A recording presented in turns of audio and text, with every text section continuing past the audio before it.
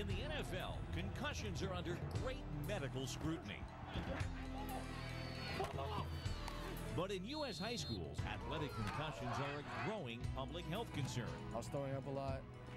Every little light hurt. All my senses felt like they were just on fire. Teenagers often compete without proper medical supervision. I would love to have a trainer here every practice, every game.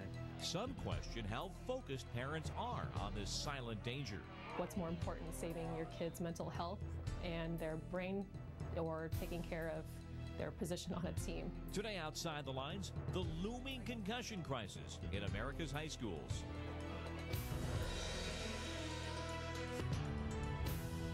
If the 1,700 players of the National Football League are in the crosshairs of new and vigilant scientific focus on the dangers of concussion, where does that leave the more than 1 million youngsters who play high school football each year? Well, the answer is often not in a very good place. Begin with the medical fact that teenagers are more susceptible than adults to concussions, and consider kids may be using less sophisticated equipment and have far less medical supervision. The results, Steve Delson reports, should concern players and their parents. The high school is Bishop Amat. The city is La Puente, California. But the scene playing out on the sideline could be happening anywhere across the U.S. Starting with October, I want you to say the months of the year backwards to me. October, September, August, July, June.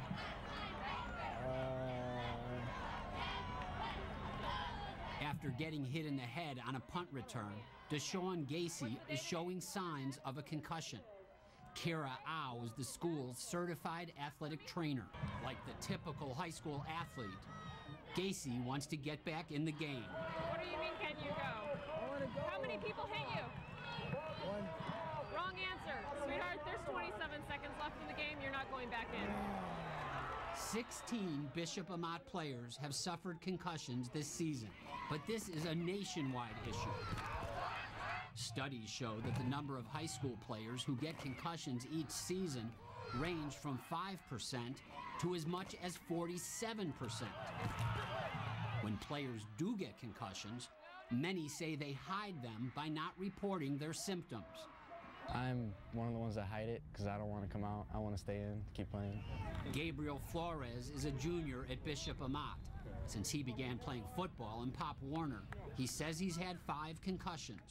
With your right hand, can you tap like that? Despite their past concussions, both Chavez and Flores say they would not tell their coaches or their athletic trainer if they received another concussion this season. I would not.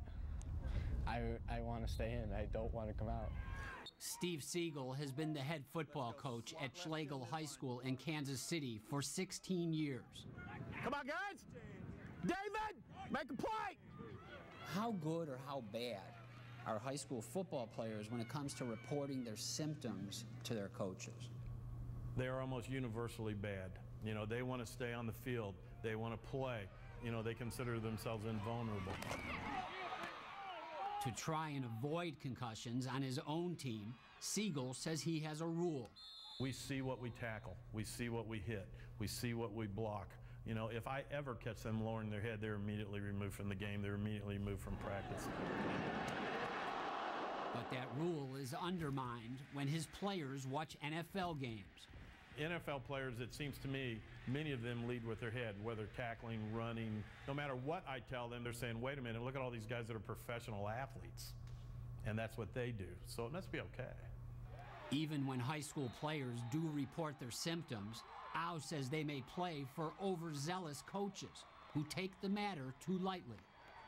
They want a kid, you know, to get back in the game, or they want a kid to get back out to practice, so they might not always recognize the need to treat a concussion more seriously. I think sometimes parents can be part of the problem.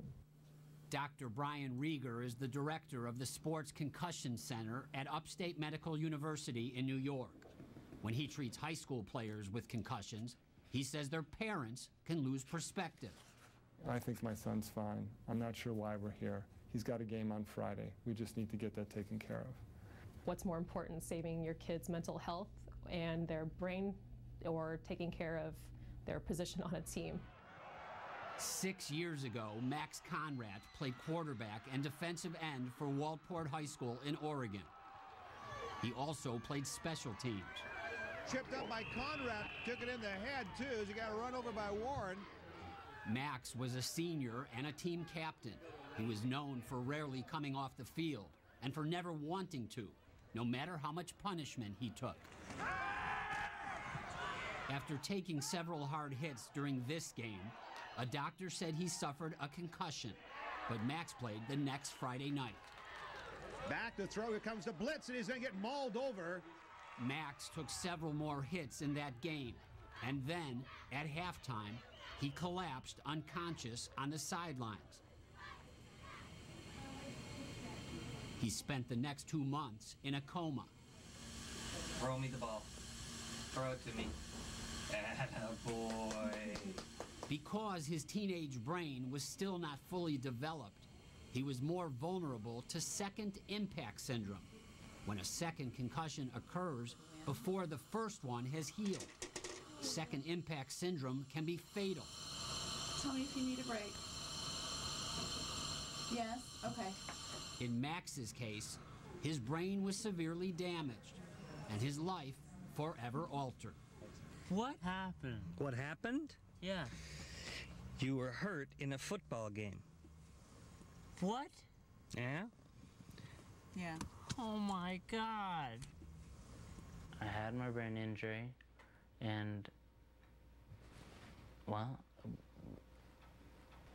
I want to go on with my life. Max lives today at age 23 in an assisted living apartment facility. He can still go grocery shopping, but he needs help there. How long does it take you to get through the grocery store? Last time, it used to take us an hour and a half. Now it takes us about 30 to 45 minutes. And although he says he dreams of being a writer, it isn't easy for Max to use his computer. I want to be a help to society and to me. I want to do everything that I planned on doing. If you had any advice for high school football players, what would it be? Check the date of the helmet. My helmet was 20 years old. I felt really betrayed when I found out that he had a 20-year-old helmet. Max's father, Ralph, says Max's helmet was made in 1981 and then later reconditioned. He filed a lawsuit against the company that did the reconditioning, and it was settled out of court. Conradt also says that his son's high school did not have a sufficient medical staff. There was no certified athletic trainer at the game. There was no doctor at the game. If there had been certified athletic trainers, Max would not have been practicing during that week prior to his collapse, and he wouldn't have been in that game. It isn't unusual for high school football games to be played without doctors on site. 58% of high schools in the U.S. do not have access to certified athletic trainers. In other words, they don't have Akira Au, who works for Bishop Amat at every game. She's also on the field at every practice, where many concussions occur. How important is it for a high school football team to have a certified athletic trainer? It's the number one thing we're lacking. I think that our district would find ways to find the money, to be honest with you. I think it's not a priority. You heard the issue of older helmets being raised. Medical experts do say that even reconditioned older helmets can increase the risk of concussions. If I'm a parent and I want my kid to go out to play high school football, assuming he's been playing, what are the things I really should know? I think every school should have a certified athletic trainer. I think that's one of the best ways to prevent and to monitor some of these concussions. We can see a lot of things before they become a problem.